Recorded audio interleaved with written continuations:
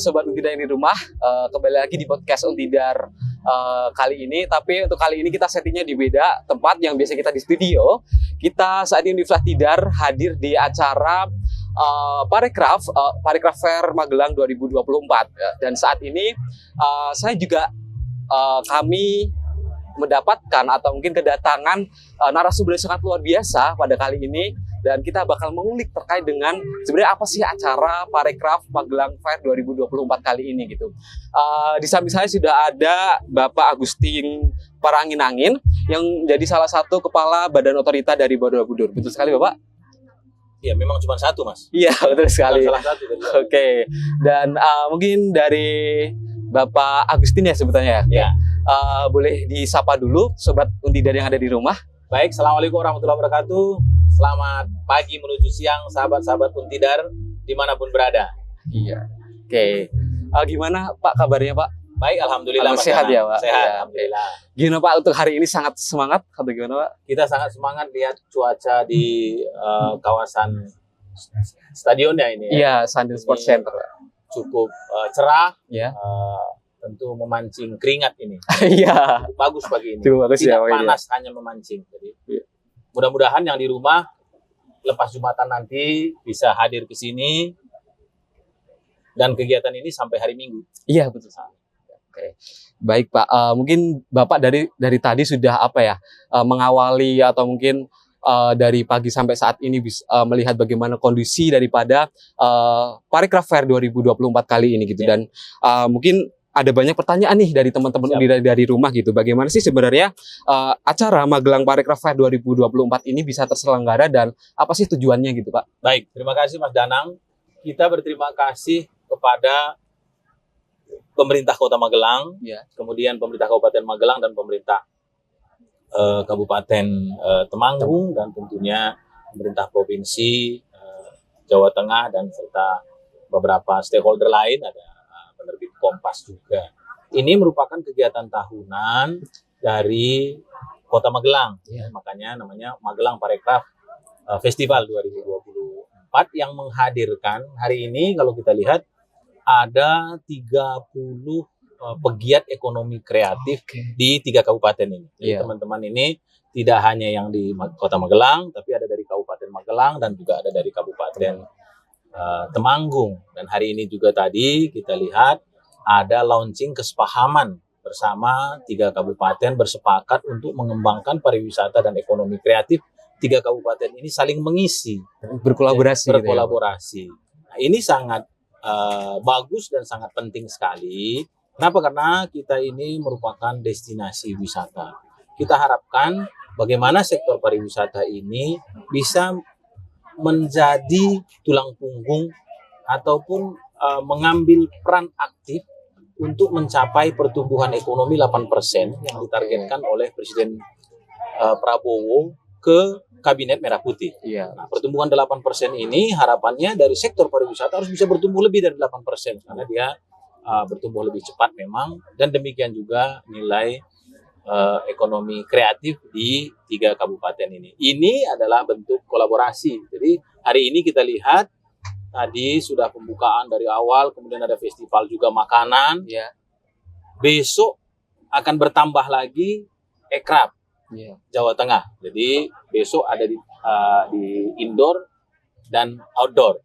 Harapan kita seluruh masyarakat, seluruh komunitas, keluarga besar Universitas Tidar bisa hadir melihat bagaimana pertumbuhan pariwisata dan ekonomi kreatif di 3 kabupaten ini. Harapan kita tidak hanya melihat, tapi memberikan pandangan supaya para pelaku ini bisa lebih baik lagi. Iya, Mas. Mas.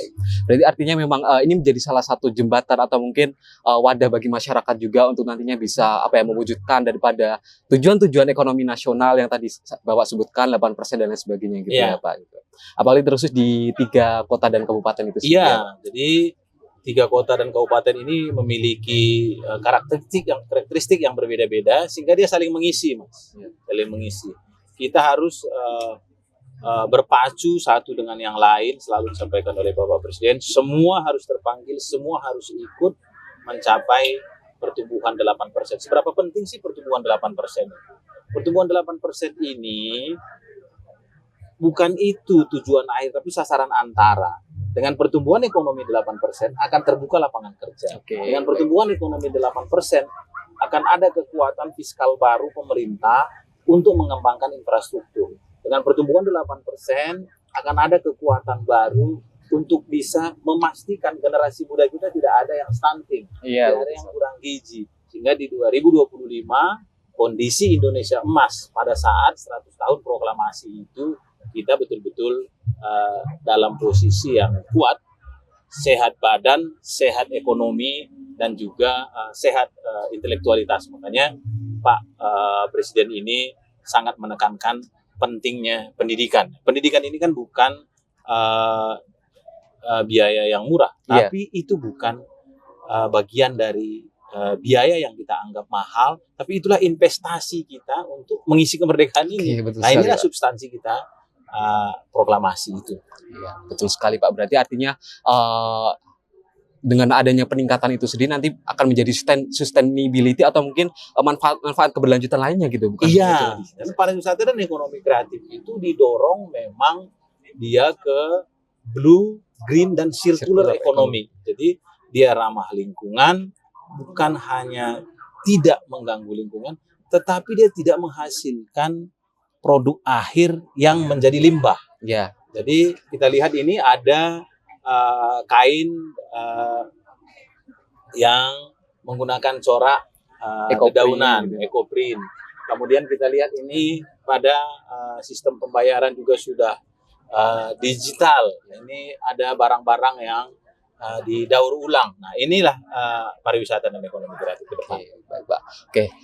Pertanyaan selanjutnya adalah terkait dengan kondisi sebenarnya kondisi parekraf atau mungkin pariwisata ekonomi kreatif di Magelang atau mungkin di kota kabupaten saat ini itu seperti apa, mengingat mungkin dari pasca pandemi dan hingga saat ini kan pasti tantangan itu sangat luar biasa sekali ya, Pak. Cukup luar biasa, tapi satu memberikan kami sebuah optimisme ya. Kota Magelang, Kabupaten Magelang, Kabupaten Temanggung, pos pandemi sangat tinggi sekali kegiatan-kegiatan yang berbasis ekonomi kreatif, misalnya barista, kemudian fashion, kemudian digital. Ya, dari Magelang ini tidak satu dua yang YouTuber yang menasional ya, yang viewer mereka setiap tayang itu lebih dari 1 juta. Nah, ini sebuah potensi yang menurut kami luar biasa. Di sisi yang lain kita punya Borobudur sebagai destinasi kelas dunia yang sudah diakui UNESCO. Jadi orang hadir ke Magelang tidak hanya berwisata, tapi pulang mereka dari sini membawa oleh-oleh dari karya teman-teman pelaku ekonomi kreatif. Baik, sangat luar biasa sekali berarti ya Bapak. Itu harapan kita, Mas. Iya, baik Pak. Mungkin yang terakhir, mungkin saya selaku perwakilan dari Gen Z atau mungkin mahasiswa pemuda-mudi gitu ya. Ya, itu bagaimana sih sebenarnya peran kita sebagai generasi muda bangsa untuk terus mempertahankan atau mungkin memajukan parekraf yang ada di Kabupaten Magelang, Kota Magelang atau Kabupaten Temanggung, dan mungkin secara umum di Indonesia gitu Pak. Ya, baik, terima kasih. Kita melihat generasi muda ini adalah kekuatan pembangunan. Kekuatan menjaga persatuan dan kesatuan bangsa. Inilah kekuatan yang akan mengisi republik ini, mau bagaimana wajah Indonesia masa yang akan datang. Ini ada di anak-anak muda sekarang. Maka kami berharap bagaimana anak-anak muda sekarang yang sangat melek dengan teknologi bisa mengkampanyekan bahwa keberagaman Indonesia ini adalah potensi. Betul. Kemudian keberagaman ini potensi bersama, bukan hanya potensi seseorang. Jadi menjadi potensi bangsa Indonesia. Khusus untuk pariwisata dan ekonomi kreatif, saya minta kepada seluruh pendengar Civitas Akademika di Universitas Tidar bisa mengambil peran. Yang pertama, anak-anak muda, ayo promosikan semua produk-produk di Gelang Manggung ini. Yang kedua, ayo anak-anak mahasiswa bangun kampung binaan. Jurusan matematika bina kampung A, jurusan biologi bina kampung B, jurusan fisika bina kampung C, teknik mesin kampung D. Ayo bikin kampung binaan yang berkepanjangan. Jadi kolaborasi antara himpunan mahasiswa jurusan dengan kepala desa. Ini siapapun nanti ketua himpunannya, siapapun rektornya, siapapun dekannya, program berkelanjutan walaupun orangnya berganti. Iya. Misalnya teknik mesin, apa sih teknologi tepat guna yang pas? Teknik elektro, bagaimana ini? Tadi belajar artificial intelligence. Iya. Artificial intelligence terhadap pariwisata ini kan kita berbicara kemana arah yang disenangi oleh pengunjung. Kupat tahu potongannya segitiga, lancip atau bulat. Nah, ini kan pendekatan teknologi. Iya, nah betul. ini yang selama ini orang tua kita tradisional. Dari dulu kupat tahu itu adalah belah ketupat. Iya. Misalnya begitu. Ya. Namanya juga kupat ya, belah ketupat. Iya, belah ketupat. Coba kalau bulat, itu lontong katanya. Iya, udah beda lagi. Sama bahannya. Nah, ini tentang teman-teman ini bisa gunakan, bisa dekati. Ayo. Nah, satu lagi yang saya minta, kami dari Kementerian Pariwisata dan Ekonomi Kreatif melalui Badan Pelaksana Otorita Borobudur itu selalu berusaha mengkampanyekan program-program yang ada supaya ini semua orang bisa mengakses dengan baik. Dan juga kami mengkampanyekan destinasi-destinasi yang ada supaya yang lain juga bisa ikut. Ayo follow Instagram kami BO Borobudur. BO Borobudur ya. Program-program ekonomi kreatif selalu ada diumumkan di sana. Kemenpar dengan keterbatasan, tapi tetap ada kolaborasi dengan stakeholder. Kadang-kadang ada pelatihan video, ada pelatihan buat gambar, ada pelatihan fashion, dan juga kegiatan-kegiatan yang lain. Dan kami harapkan teman-teman Untidar menjadi juru kampanye pariwisata di kawasan pariwisata Borobudur, khususnya Kota Magelang, Kabupaten Magelang, dan Kabupaten Temanggung yang hari ini bersama-sama kegiatan. Masya Allah, begitu luar biasa sekali. Luar biasa, ya, Pak. Kontribusi. Mahasiswa sangat menentukan. Udah kami lihat beberapa desa wisata itu diawali oleh teman-teman KKN. Iya. Karena kalian bikin konten bagus. Iya, betul. Free, plong, apa adanya, tapi sesuai dengan generasi sekarang ya. Jadi mudah diterima juga. Mudah diterima. Ya. Jadi ayo teman-teman Untidar ke sini, promosikan supaya pariwisata bisa memberikan kesejahteraan ke piring-piring rakyat Indonesia, khususnya di Kota Magelang, Kabupaten Magelang, dan Kabupaten Temanggung.